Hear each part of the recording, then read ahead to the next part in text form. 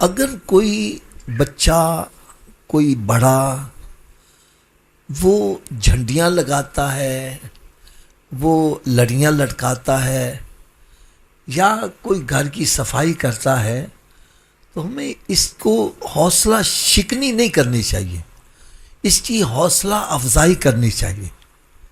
کیا کرنی چاہیے؟ آپ کو میں ایک بڑا پیارا ایمان افروز واقعہ سناتا ہوں۔ ہمارے باغبان پورے میں نا ایک بندہ ان پڑھ، انگوٹھا ٹیک، اس کا سگرٹ کا نا کھوکھا تھا۔ جب بھٹو صاحب کامیاب ہو گئے نا، اس نے اپنے کھوکھے کو نا خوب سجایا، خوب لائٹنگ کی، یعنی وہ اس کو اپنا لیڈر سمجھتا تھا۔ اس نے خوشی کا اظہار خوب کیا۔ جب بھٹو صاحب اقتدار میں آئے نا، تو انہوں نے اس کو علاقے کا چیئرمین بنا دیا۔ کیا بنا دیا؟ وہ کہنے لگے یار یہ کتنا پڑھا ہوا ہے؟ کہنے لگے پڑھا کچھ نہیں ہے۔ کہنے لگے یہ چیئرمین کیوں بنا دیا؟ کہنے لگا جب میں کامیاب ہوا تھا نا، تو اس نے خوشی میں اپنے کھوکھے کو سجایا تھا، تو آج میرے اگر ہاتھ میں اقتدار آیا ہے تو میں اس کو نوازوں گا ضرور۔ تو یار جو ایک سیاسی لیڈر کی کامیابی پہ خوشی کا اظہار کرے، اور جو وہ اقتدار میں آئے تو پھر وہ اس کو نوازتا ہے، تو جو میرے آقا کی تشریف آوری پر خوشی کا اظہار کرتا ہے، گھروں کو سجاتا ہے، اور میرا گھروں کی صفائی کرتا ہے، لڑیاں لٹکاتا ہے، تو یار نبی پاک صلی اللہ علیہ وسلم جب قیامت کے روز مقام محمود پر جلوہ افروز ہوں گے، تو سرکار صلی اللہ علیہ وسلم پھر کیسے بھول جائیں گے یار۔ اس لیے یہ ایسا موقع ہے، اس پہ جتنی بھی خوشی کا اظہار کیا جائے اتنا ہی کم ہے۔ تو اگر کوئی خوشی کرتا ہے تو اس کی حوصلہ شکنی نہ کیجیے۔ ایک بندہ میلاد شریف آتا ہے، اپنے گھر کی صفائی کرتا ہے، ٹھیک ہے، جھنڈیاں لگاتا ہے، لڑیاں لٹکاتا ہے۔ اب ہم اس کو کہیں گے واہ واہ واہ واہ سبحان اللہ، واہ واہ واہ کیا سبحان اللہ، کیسا یار گھر صاف کیا ہے۔ یار گھر تو نے بڑا صاف کیا ہے، اگر کوشش کر کے دل بھی صاف کر لیا تو پھر کتنا مزہ آ جا۔ ویسے نا میں آپ کو ایک بات بتلاؤں، ناراض تو نہیں ہوں گے؟ ہم نا دل کو صاف کرنے کی طرف توجہ نہیں دیتے۔ دل کے اندر غرور ہے، تکبر ہے، بغض ہے، حسد ہے، کینہ ہے، عداوتیں ہیں، نفرتیں ہیں۔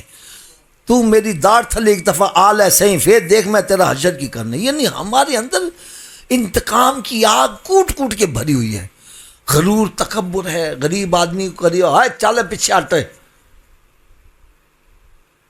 کوئی آگے ہے اس نے کوئی بات کی، اے منہ سنبھال کے گل، تیرا ابا میرے کو زکات لے آندا سی۔ غرور اور تکبر کے اندر بھرے ہوئے۔ حالانکہ دیکھا جائے تو یار خدا کی قسم مجھے نا بڑا اندر ایک انقلاب سا آتا ہے۔ آپ آزاد بھی اپنے خاندان میں نظر دوڑاؤ، ایک حضرت صاحب ہمارے عزیز تھے، اتنے امیر آدمی تھے، اتنے امیر آدمی کہ جب پورے پاکستان کے اندر کوئی 5-6 گاڑیاں کاریں ہوتی تھیں، ان کے پاس ایک کار ہوتی تھی۔ کتنے امیر ہوں گے؟ اور یار میں نے اپنی آنکھوں سے دیکھا وہی بیچارے زکوٰۃ مانگنے آ رہے۔ وہ مالک ہے، ایک پل میں چاہے بادشاہ کو گداگر بنا دے، اور گداگر تو چاہے تو یار آج کل تو سمجھانا کوئی مشکل ہے ہی نہیں۔ کل کو جو فرعون بیٹھے بنے ہوئے کرسیوں پہ بیٹھے ہوئے ظلم و ستم کر رہے تھے، تیزاب پھینک رہے تھے، گولیاں ڈائریکٹ چلا رہے تھے، آج وہی جیلوں میں ہے۔ ڈرنا چاہیے یار، مجھے حضرت صاحب میں جب کالج میں پڑھتا تھا نا ایف ایس سی میں، تو ہمارے ایف ایس سی کے سلیبس میں نا ایک کتاب تھی چمن زار غزل. چمن زار غزل، اس کتاب کے اندر نا شعراء کے کلام تھے. مثلا علامہ اقبال کا تھا کلام، مرزا غالب کا، میر درد، میر تقی میر، اسی طرح مختلف شعراء کے، سودا کا کلام تھا. اور اس میں آخر میں بہادر شاہ ظفر کا بھی کلام تھا، جو مغلیہ دور کا آخری بادشاہ تھا. یہ بھی شعر کہا کرتا تھا. اس کا شعر حضرت صاحب آج بھی مجھے یاد ہے. اس نے لکھا ہوا تھا، ظفر آدمی اس کو نہ جانیے، ظفر آدمی اس کو نہ جانیے، چاہے ہو وہ کیسا ہی فہم و ذکا، جسے عیش میں یاد خدا نہ رہی، جسے تیش میں خوف خدا نہ رہا. کمال شعر تھا یہ. کہتا ہے ظفر، پھر دیکھو سنو، ظفر آدمی اس کو نہ جانیے، چاہے ہو وہ کیسا ہی فہم و ذکا، جتنا مرضی عقل مند ہو. کہتا ہے ظفر آدمی اس کو نہ جانیے، چاہے ہو وہ کیسا ہی فہم و ذکا، جسے عیش میں یاد خدا نہ رہی، جسے تیش میں خوف خدا نہ رہا. 4 پیسے رب نے دیے، رب کو ہی بھول گیا ہے، اور جب کسی پر ظلم کرنے آیا تو بھول ہی گیا مجھ سے بھی بڑی طاقت والی کوئی ذات ہے. ان بطش ربک لشدید، اس کی گرفت اتنی سخت ہے، جب آ جائے تو نہ فوج بچا سکتی ہے، نہ پولیس بچا سکتی ہے، نہ مال بچا سکتا ہے، بلکہ اسی کے ہی فوجی اس کے سر پر جوتے برساتے نظر آئے. اس لیے ڈرنا چاہیے، کبھی کسی پر ظلم نہ کرو، غرور اور تکبر نہ لاؤ. بلکہ اگر ایک بات کہہ دوں تو پتہ نہیں کسی کو پسند آئے کہ نہ آئے. درخت کی شاخ ہے، اس کو جب پھل لگ جاتا ہے تو یہ جھک جاتی ہے. ہم یہ سمجھتے ہیں کہ پھل کے وزن کی وجہ سے جھکی ہے، لیکن اللہ والے کہتے ہیں اللہ تعالیٰ نے اس کو پھل لگایا ہے، یہ سجدہ ریز ہو گئی ہے، یہ سجدہ ریز ہو گئی ہے. یار تجھے رب تعالیٰ جتنا نوازے، تو اکڑنے کے بجائے اور جھکتا چلا جا، اور جھکتا چلا جا، اور جھکتا چلا جا. اور بڑی مزیدار بات بتلاؤں، بڑی مزیدار بات بتلاؤں.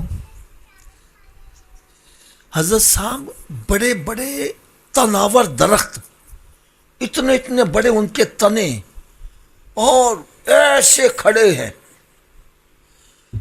درخت بڑے بڑے ہیں لیکن پھل چھوٹا چھوٹا لگتا ہے. اور ایک بیل ہے زمین پر بچھتی جا رہی ہے، اتنے اتنے بڑے تربوز لگ رہے ہیں. اور پھر سنو حضرت صاحب، یہ بڑی توجہ سے سننا، بڑے بڑے مضبوط درخت، آندھی آتی ہے گر جاتے ہیں. کبھی بیل بھی گری ہے؟ میں تو پہلے ہی بچھا رہا ہے. جو اکڑتے ہیں وہی گرتے ہیں. اور اگلی بات کہوں، پتہ نہیں آپ کو پسند آئے کہ نہ آئے. ایک سرو کا درخت ہے، کبھی دیکھا آپ نے؟ سیدھا کھڑا ہوتا ہے، اس کے پتے بھی ایسے اوپر ہوتے ہیں، پھل لگتا ہے اس کو. اور ایک بیری کے درخت ہے، اس کے کانٹے بھی جھکے ہوئے، شاخیں بھی، پھل بڑا لگتا ہے. فرمایا اکڑنے والے کو پھل نہیں لگتا، جھکنے والے کو پھل لگتا ہے. رب کی بارگاہ میں جھکے رہو، پھل لگے گا. اچھا، پھر جب پھل لگتا ہے درخت کو، کبھی سرو کے درخت کو کس نے پتھر مارا ہے؟ اونچی بولو. پتھر کس کو لگتا ہے؟ پھل والے درخت کو. فرمایا تجھے رب نے پھل لگائے، اب لوگ تجھے پتھر بھی ماریں گے. کیا ماریں گے؟ اور درخت کی صفت کیا ہے؟ جب اس کو کوئی پتھر مارتا ہے تو وہ پھل گراتا ہے. فرمایا بندے تجھے بھی لوگ پتھر مارے تو اس کے لیے پھل گرا. سلام اس ذات پر جس نے گالیاں سن کر دعائیں دی ہیں. ہم اکڑ چاہے تیری جرات.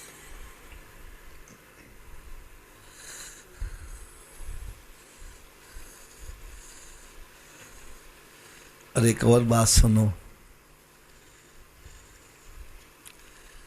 آج ہم ہر وقت میں کیتا ہے, میں دکان بنائی, میں مکان بنایا, میں مسجد بنائی, اور میں مسیح مولد وظیفہ لایا, میں فلاں جناب بہن دی شادی کی, میں دھی دی شادی کی تھی, میں فلاں تک انج کیتا.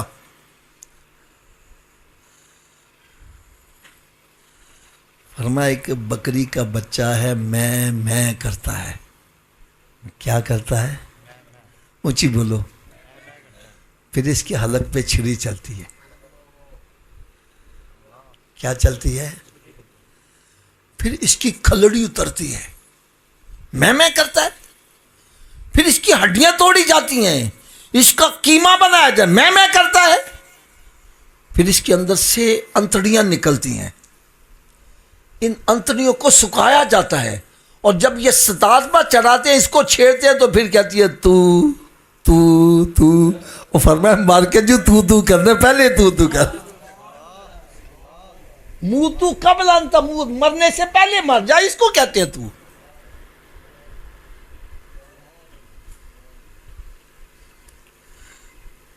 چلو آپ کو ایک بڑی مزیدار بات بتلاؤں. علماء کرام اس سے بڑا محظوظ ہوں گے. قبلہ کاظمی شاہ صاحب رحمت اللہ, مجھے الحمدللہ ان کی بھی صحبت ملی. قبلہ سید ابو البرکات شاہ صاحب کی بھی صحبت ملی. قبلہ کاظمی شاہ صاحب رحمت اتنے بڑے عالم دین تھے کہ غیر جو بدعقیدہ لوگ تھے وہ کہتے اگر کاظمی ہمارے اندر ہوتا ہم ہر سال اس کے وزن کے برابر سونا خیرات کرتے ہیں. اتنا عالمی دین تھے.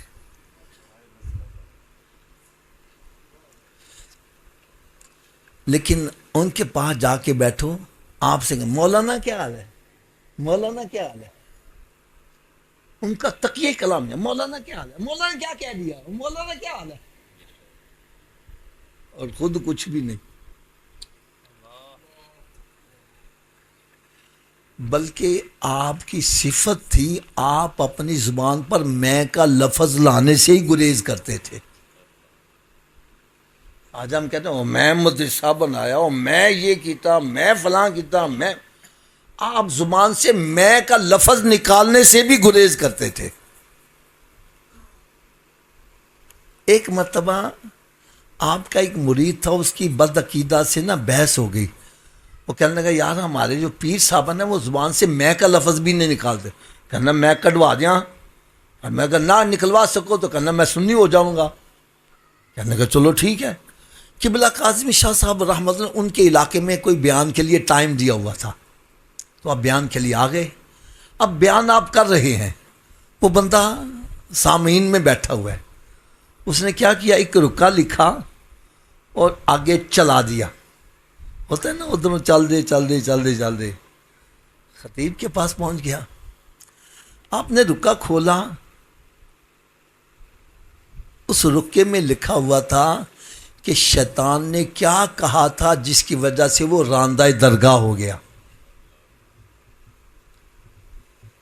نہیں سمجھ لگی. شیطان نے کیا کہا تھا جس کی وجہ سے وہ راندہ درگاہ ہو گیا. ظاہر بات ہے اس کا جواب یہ, اس نے کہا تھا آنا خیر من, میں بہتر ہوں. اس نے کہا میں کہہ دیں گے تو میں کہوں میں نے منہ سے میں کرنے نکلوا دیا. کس میں کاظمی شاہ صاحب اہل نظر بندے تھے. آپ نے جب رکا پڑھا نا تو پڑھ کے نا تو آپ نے سر کو جھکا لیا, خاموش ہو گئے. بیان کرتے کرتے خاموش ہو گئے. اب سارے بندے حیران ہیں کہ پتہ نہیں یہ رکا میں کیا لکھا ہوا تھا جو کاظمی صاحب کی بلا خاموشی ہو گئے. آپ نے سر ایسے جھکا لیا, تھوڑی دیر خاموش رہے, پھر سر کو اٹھایا. فرمایا یار یہ رکا کس نے لکھا ہے؟ وہ بندہ کھڑا ہو کے کہنا جی میں نے لکھا. فرمایا یہی شیطان نے کہا تھا.